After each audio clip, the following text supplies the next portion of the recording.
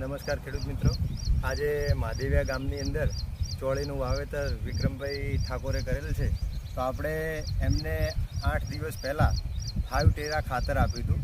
એના પહેલાં એમને પ્રોબ્લેમ હતો કે ચોળીની લંબાઈ વધતી નહોતી, ફ્લાવરિંગ ઓછું હતું અને સાથે સાથે છોડનો વિકાસ પણ ઓછો હતો.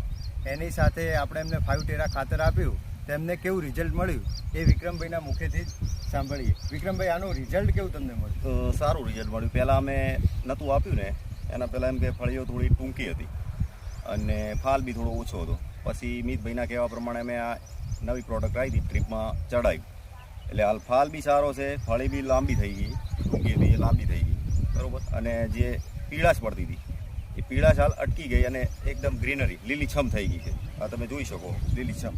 આ ફળી બી ટૂંકી હતી એ બધી લાંબી ફળીઓ થઈ ગઈ છે. તો બીજા ખેડૂતોને વાપરવાનું કહી શકો તમે? હા, બીજા ખેડૂતને ચોક્કસ કે વાપરો, સારું રિઝલ્ટ છે.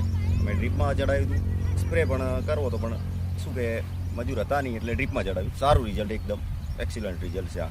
એટલે આ લેટેસ્ટ ટેકનોલોજીવાળું ખાતર જેલ ફોર્મ્યુલેશનની અંદર 5 ટેરા એ ખાતર અપનાવો અને ચોળીની અંદર સારામાં સારું પ્રોડક્શન મેળવો.